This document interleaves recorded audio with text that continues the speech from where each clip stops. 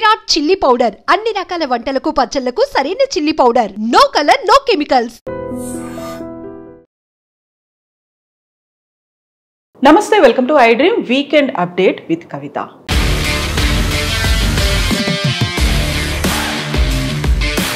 అమెరికాలో ఏం జరుగుతోంది? నిజంగా భారతదేశానికి సంబంధించి శాంక్షన్లపై ఎందుకంత చర్చ జరుగుతోంది? యాక్చువల్గా అమెరికా అధ్యక్షుడు డొనాల్డ్ ట్రంప్ వివిధ దేశాలకి సంబంధించి ఆ అంతర్గత వ్యవహారాల్లో ఎక్కువగా ఇన్వాల్వ్ అవుతున్నారా? అమెరికా విదేశాల పట్ల చూపిస్తున్నటువంటి అనుసరిస్తున్న వైఖరి ఎలా ఉంది? మనతో పాటుగా ఉన్నారు foundation for democratic reforms founder doctor Jayaprakash Narayana గారు. సార్, మీరు ఆల్రెడీ ఒక 3 నెలల పాటు అమెరికాలో ఉండి వచ్చారు. ఇక్కడ భారతదేశం నుంచి చూస్తే మన విద్యార్థులు కావచ్చు, మన ఉద్యోగస్తులు, లేకుంటే సాఫ్ట్వేర్ ఎంప్లాయీస్, వీళ్ళ మీద చాలా హార్ష్గా వ్యవహరిస్తున్నారు. దేశమంతా శాంక్షన్లు విధిస్తున్నారు. డిఫరెంట్ వర్షన్స్ అనేది వినిపిస్తున్నాయి. మీరు చెప్తారు పర్స్పెక్టివ్స్ అనేది. యాక్చువల్గా అమెరికాలో ఉన్న వాళ్ళు మన దేశానికి సంబంధించి ఈ అవసరాలు కావచ్చు, శాంక్షన్స్ కావచ్చు, టారిఫ్స్ కావచ్చు, ఎట్లా చూస్తున్నారు సార్? ఆధునిక యుగంలో రెండో ప్రపంచ యుద్ధం తర్వాత అమెరికా సాటి లేని మేటి దేశం. ఆర్థికంగాను, సాంకేతిక పరంగాను, సైనిక పరంగాను అమెరికా చాలా మేరకు బాధ్యతగా వ్యవహరించింది. యూరప్ని రెండో ప్రపంచ యుద్ధం తర్వాత సర్వనాశనమైన తర్వాత పెంచడంలో కానీ, మార్షల్ ప్లాన్ ద్వారా యుద్ధంలో ఓడిపోయినా కూడా జపాన్ని, జర్మనీని హక్కులు చేర్చుకుని ఆ 2 దేశాలని పెంచడం కానీ, ఆసియా ఖండంలో దక్షిణ కొరియా కావచ్చు, లేకపోతే సింగపూర్ కావచ్చు, తైవాన్ కావచ్చు, ఈ దేశాలని పెంచడం కానీ, చివరికి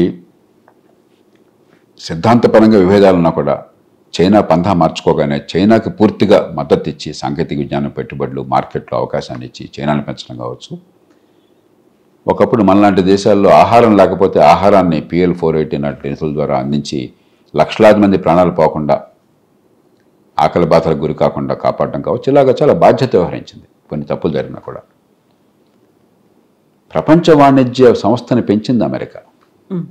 అంతర్జాతీయ వాణిజ్యం ఉండాలి, వస్తువులు, సేవలు అందరికీ ఏది బాగా మన్నిక ఉంటే, ఏది తక్కువ ఖరీదు అందరికీ అందే ఏర్పాటు ఉంటే ప్రపంచం అంతా బాగుపడుతుంది. మనం గిరి గీసుకుని గోడలు కట్టుంటే అందరూ నష్టపోతామని చెప్పని గట్టిగా వాదించింది అమెరికా. నచ్చ చెప్పింది అమెరికా. మనలాంటి దేశాలని మీరు ప్రపంచ వాణిజ్యంలో భాగస్వాములు కానీ ప్రోత్సహించింది అమెరికా. ఇవాళ అలాంటి అమెరికా వచ్చి మా దేశాన్ని గోడలు కట్టేస్తాం, మీ దేశం నుంచి మాకు ఎగుమతి రావడానికి వెళ్ళలేదు, ఇష్టం వచ్చినట్టుగా మీ మీద ఆంక్షలు విధించేస్తాం, లేకపోతే టారిఫ్లు పెట్టేస్తాం, మీ ఎగుమతులు ఇక్కడ అందకుండా చేస్తాం అని చెప్పిన ధోరణి ఒక రకంగా ఒక బలమైనటువంటి గోండా ఆయుధాలు పట్టుకుని బలహీనులందరినీ కూడా బాధిపరుస్తాను ఎడపడని చెప్పినట్టుగా ఉన్నది. దానికి సులువైన పరిష్కారం స్వల్పకాలంలో లేదు. ఎందుకంటే అమెరికా ప్రపంచ మార్కెట్లో దాదాపు 20% అమెరికాది, 25% అమెరికాది. కాబట్టి మీరు ఏ వస్తువు అమ్ముకోవాలన్నా అమెరికాలో అమ్ముకోవడం లేకపోతే ప్రస్తుతానికి చాలా ఇబ్బంది అవుతుంది.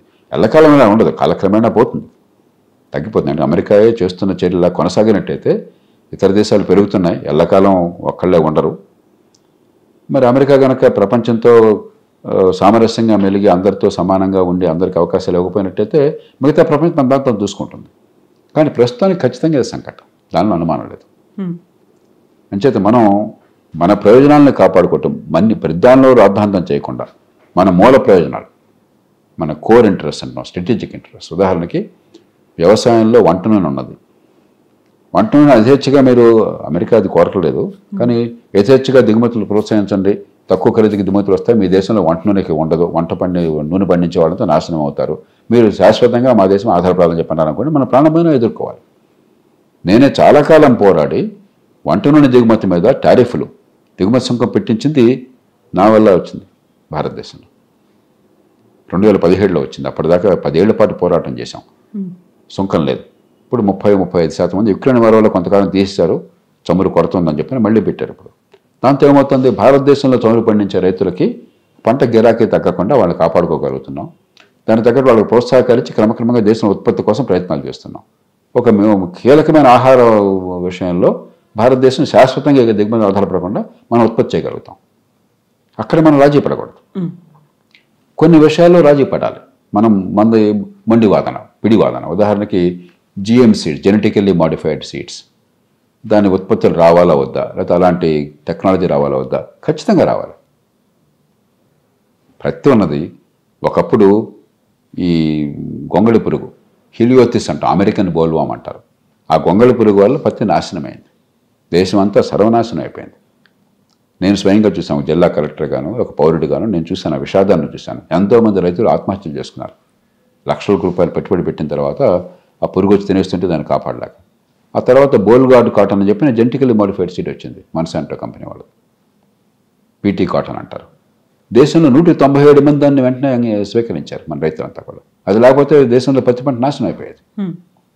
కాటన్లో మళ్ళీ కొత్త వెరైటీలు వచ్చినప్పుడు జిఎం సీడ్స్ ఇంకా మరింత వ్యాధులను ఆపడం కానీ లేకపోతే ఉత్పత్తిని పెంచడం కానీ అవి మన దేశంలో రావట్లే. ఇంకా మన మూర్ఖత్వం వల్ల అవి రాకపోతే నష్టపోయేది మనం. కాబట్టి జిఎం సీడ్స్ వల్ల ప్రజలకి హాని జరుగుతుంది, ఆరోగ్యం దెబ్బతింటుంది అన్నది పూర్తిగా అశాస్త్రీయమైన ఆధారం లేని వితండవాదం. మానవ చరిత్ర మొత్తం కూడా ఈ జన్యువుల్ని మనకు పనికొచ్చేట్టుగా తీర్చిదిద్దడంలో ఉన్నది. వ్యవసాయం వచ్చింది ఆ రకంగా. ఆల్మండ్స్ ఉన్నాయి ఉదాహరణకి, తెలుగులో ఏమంటాం ఆల్మండ్స్ని? బాదం పప్పులు. బాదం తీయగా చాలా రుచిగా ఉండేటువంటి పండు కాదు, పదార్థం కాదు. 190 బాదం చెట్లు చేదుగా ఉండేవి. ఆ ప్రాచీన మానవుడు ఏం చేశాడు, అవి చూసి ఏ మొక్క నుంచి మనకు తినేందుకు పనికొచ్చేటువంటి బాదం వస్తుంది, ఏ మొక్క నుంచి పనికిరాని బాదం తినకూడని వస్తుంది, అది వేరు చేసి జాగ్రత్తగా ఈ సీడ్స్ని ఈ విత్తనాలను మాత్రమే పక్కన పెట్టి వాటితో మొక్కల్ని పెంచి తరతరాలుగా కొన్ని వందలేళ్ళు పోరాటం చేస్తే ప్రయత్నం చేస్తే సెలెక్టివ్ బ్రీడింగ్ అంటాం. అప్పుడు మనం ఇవాళ తినే బాదం వచ్చింది. వ్యవసాయంలో ఏ వస్తువు వచ్చినా కూడా దేవుడో లేకపోతే ప్రకృతితో వరి పండించుకో గోధుమ పండించుకో అని రాలా. ఆ పంటను కానీ ఆ పంటలో ఏ మొక్కలు పనిచేస్తాయో ఆ జన్యువులు కానీ మన ప్రాచీన మానవులు వేరు చేశారు. తర్వాత టెక్నాలజీ పెరిగిన తర్వాత మనం హైబ్రిడైజేషన్ మొదలెట్టాం, క్రాసింగ్. దానిలో మళ్ళీ రకరకాలు వచ్చినాయి. ఈ జీఎం టెక్నాలజీ అంటే ఏం లేదు, దాన్ని జీన్స్ ఏంటో అర్థం ఏ జీన్ వల్ల మనకు పనికొచ్చే లక్షణాలు చూసి ఆ జీన్ని పెట్టగలుగుతున్నాం. 10,000 సంవత్సరాలుగా మానవ జాతి ఏం చేస్తుందో ఇదే వేగంగా చేయగలుగుతున్నాం అంతే. దాన్ని అడ్డుకోవడం ఏమిటి? మూర్ఖత్వం తప్ప. కాబట్టి ఓడిపోయి వ్యవహరించాలి, మన ప్రయోజనాన్ని కాపాడుకోవాలి. దీనిలో భేషజం కాదు, అహంకారం కాదు, అలాగే బేలతనం కాదు, బలహీనత కాదు, రెండూ ఉండకూడదు. పొట్టివెడుపులు ఉండాలి, మన మౌలిక ప్రయోజనాలను కాపాడుకోవాలి, మనం కార్యసాధనకి దిగాలి. కాలక్రమేణా ఇలాంటి ఒడిదుడుకులు పెద్ద దేశాల నుంచి వచ్చిన ఇబ్బంది లేని రీతిలో ఎలా ఉండాలో మనం ఆలోచించాలి. ఉదాహరణకి గతంలో తెలుసో తెలియకో ఎన్నో ఒప్పందాలను తిరస్కరించాం మనం. ఆర్సెప్ అని ఉంది, ఆర్సీఈపీ అని ఉంది, రీజనల్ కాంప్రహెన్సివ్ ఎకనామిక్ ప్యాక్ట్ ఏదో ఉంది. దానిలో మన భాగస్వాములు కాదు, మనమే బయటకు వచ్చాం.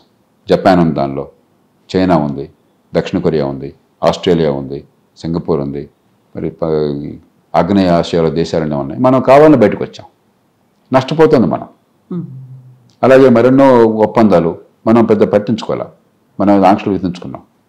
ఇప్పుడు దాని నుంచి బయటపడి మన ఉత్పాదకతను పెంచుకోవాలి, పోటీతత్వాన్ని పెంచుకోవాలి, అదే సమయంలో ప్రపంచ వాణిజ్యంలో భాగస్వాములు కావాలి.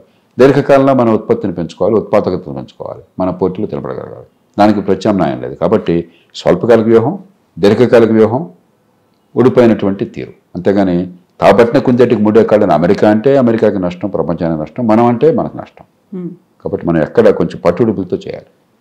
ఇక్కడే మనం వ్యవసాయం గురించి మిగతా వాటి గురించి మాట్లాడుకున్నప్పుడు మన దగ్గర ఉన్నటువంటి మేధో సంపత్తి అక్కడికి వెళ్ళిపోయింది అనేది గతంలో కూడా ఒక మాట అన్నారు. ఎవరైతే భారతీయులను తీసుకొచ్చుకుంటారో వాళ్ళకి ఎంప్లాయ్మెంట్ ఇస్తారో వాళ్ళకి సంబంధించి టారిఫ్లు, సాంక్షన్లు విధిస్తామనేది. ఆ తర్వాత చైనాలో భారతదేశంలో పెట్టుబడులు పెట్టడంతో పాటుగా విద్యార్థులకు సంబంధించి, ఎంప్లాయ్మెంట్కి సంబంధించి ప్రతి దాంట్లోనూ ట్రంప్ మనకి చెక్ పెట్టే ప్రయత్నం చేస్తున్నారు అని. అంత భయాందోళనకు కూడా ఆస్కారం లేదు. వాణిజ్యంలో ఆంక్షలు ఉన్నాయి తప్ప మనకి సేవలు అందించే భారతీయులు ఇక్కడి నుంచి అక్కడికి వెళ్ళిన వాళ్ళు, భారతీయ సంతతి వాళ్ళు ఆ దేశంలో చాలా మంచి పనులు చేస్తున్నారు, ఒదిగొదుకుంటున్నారు, సమాజంలో మిళితం అయిపోయినారు. వాళ్ళు వాళ్ళ ఆర్థిక వ్యవస్థకు అవసరం. కాబట్టి మేధో వలస మనం భయపడక్కర్లేదు. మేధో వలసకి మనకు పరిష్కారం ఏంటంటే అపారమైన మేధస్సు వృధా అవుతుంది దేశంలో. కాబట్టి అందరికీ మంచి ప్రమాణాల విద్యా నైపుణ్యం వచ్చే ఏర్పాట్లు చేస్తే 10 మంది పోయినా 90 మంది మనకు మిగులుతారు. అది ఇవ్వకపోవటం మన తప్పు.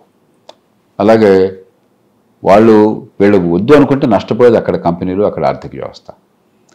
అక్కడ మీరు చెప్పినంత ఆందోళనకరంగా పరిస్థితి ఏం లేదు. వలసల విషయంలో చట్టబద్ధంగా వెళుతున్నంత వరకు నైపుణ్యంతో వెళుతున్నంత వరకు, అక్కడ చట్టాన్ని పాటిస్తున్నంత వరకు వలసల విషయంలో ఇబ్బందులు లేవు, మామూలుగా వచ్చే తప్ప.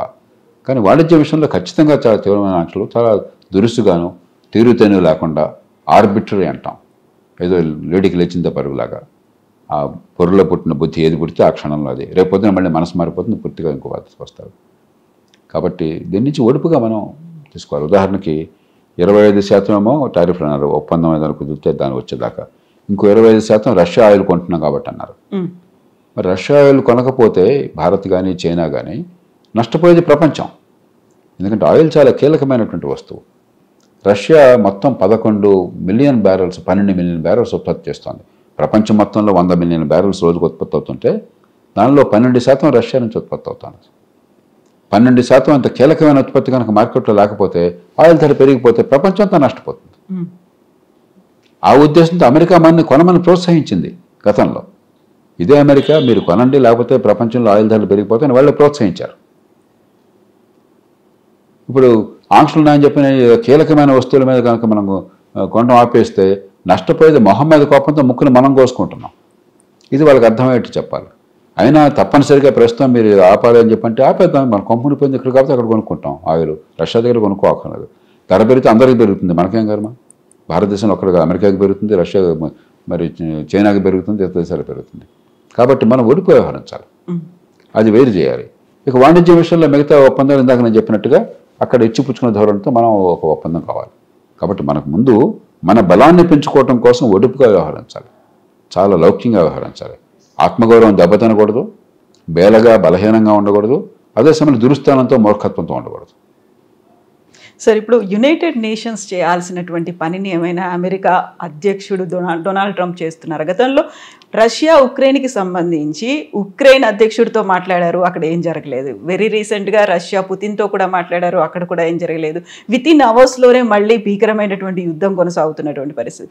విదేశాలకు సంబంధించి అంతర్గత వ్యవహారాలు లేకుంటే సరిహద్దు సమస్యలు వీటన్నిటి మీద కూడా ఎందుకని ట్రంప్ తన ముద్ర వేయాలని చూస్తున్నారు సార్? బహుశా ఆ విమర్శ సహేతుకం కాదు. ఐక్యరాజ్య సమితి కేవలం ఊరికి అక్కడ మాట్లాడే ప్లాట్ఫామ్ తప్ప ఐక్యరాజ్య సమితి వల్ల శాంతి వచ్చే పరిస్థితి లేదు. అది చాలా కూరలు పీకినటువంటి పాము, అక్కడ ఏం లేదు. 10 మంది కూర్చుని అక్కడ మాట్లాడుకోవడం తప్ప, వేదిక తప్ప. ఎందుకంటే జాతి రాజ్యాల యుగం ఇది. ఒక ప్రభుత్వ సార్వభౌమత్వాన్ని ఐక్యరాజ్య సమితి శాసించలేదు. ఒక దేశం తలుచుకుంటే అందులో బలమైన దేశాలు, ఐక్యరాజ్య సమితిలో శాశ్వత సభ్యత్వం, సెక్యూరిటీ కౌన్సిల్, భద్రతా మండలిలో ఉన్న దేశాలు 1. 2, దాన్ని పక్కన పెట్టినా కూడా ఆర్థికంగా, దౌత్యపరంగా, సైనిక పరంగా, శాస్త్రీయంగా నిజమైన బలం ఉన్న దేశాలు. మీకు ఇష్టం ఉన్న లేకపోయినా అన్ని దేశాలు సమానమైన కాగితం మీద అంటాం, కానీ అమెరికాను ఒక చిన్న దేశం సమానం ఎట్లా అవుతుంది? అవ్వదు. భారతదేశము ఎక్కడో దుర్వినియోగిస్తే కూడా కనిపించే దేశం సమానం ఎట్లా అవుతాయి? అవో. జాతిరాజ్యాల యుగంలో బలమైన దేశాల ప్రభావం ఉంటుంది. దానిలో భాగంగా అగ్రరాజ్యాలు ప్రపంచంలో కొన్ని సందర్భాల్లో శాంతి కోసం, సైద్య కోసం ప్రయత్నం చేస్తున్నది, తప్పేం కాదు. చేస్తున్న తీరు అభ్యంతరకరం. 2 దేశాల నుంచి కూర్చోబెట్టి కొంచెం నచ్చజెప్పి మధ్య మార్గాన్ని తీసుకొచ్చి రాజీ కుదిర్చే ఏర్పాటు. ఉదాహరణకి ఇండియా పాకిస్తాన్ మధ్య యుద్ధం వస్తే ఆనాడు తాష్కెంట్లో కదా ఒప్పందం జరిగింది. కొసిగిన్ రాష్ట్రపతిగా ఉండగా, కొసిగిన్ అప్పుడు క్రుష్చెవ్ అనుకుంటున్నాను అప్పుడు ఉన్నది, రష్యా ప్రధానమంత్రిగా ఉండగా. కాబట్టి అగ్రరాజ్యాలు ప్రపంచంలో శాంతి కోసం కూర్చోబెట్టి వాళ్ళ పలుకుడు ఉపయోగించడం తప్పు కాదు. కానీ రోబు చేయటం, గుండాగిరి చేయటం, గంటకొక రకమైన తీరు మార్చటం, ఇవన్నీ కూడా చాలా అభ్యంతరకరం, పద్ధతులు అభ్యంతరకరమైనవి. కాబట్టి ప్రపంచంలో శాంతి ఉండాలని అమెరికా అధ్యక్షుడు కోరుకుంటే, అమెరికా దేశంగా కోరుకుంటే కోరుకోవాలి, శాంతి కోసం ప్రయత్నం చేయాలి, రాజీ కుదర్చాలి. కానీ చేసే తీరు ఇతరులకు అవమానకరంగా ఉండకూడదు, కొన్ని విలువలకు లోపల ఉండాలి. మరి ప్రపంచంలో స్వేచ్ఛని, సౌభ్రాతృత్వాన్ని, మానవ విలువల్ని పెంచేదిగా ఉండాలి. Yes sir, thank you so much sir. Thank you sir. And don't forget to subscribe to iDream. And for more videos, please subscribe to iDream. Please subscribe to iDream. Please subscribe iDream. And please subscribe to iDream. For more videos, subscribe to iDream. please like, share and subscribe to the channel. Congratulations, iDream. Subscribe to iDream. Subscribe to iDream. So subscribe to iDream Media. iDream team andarki huge congratulations. Please subscribe iDream Media. Please subscribe to iDream. Subscribe iDream. Please subscribe to iDream. iDream అంటే నా కళల ఛానల్ను subscribe చేసుకున్న నోరు తిరుగుతలేదు మీరైతే గంట గుర్తు కొట్టండి. For more such videos, please subscribe to iDream. Subscribe to iDream. Please subscribe to iDream. Please subscribe iDream Media. Please do subscribe to iDream. Please subscribe to iDream Media. For best entertainment and information, please subscribe iDream.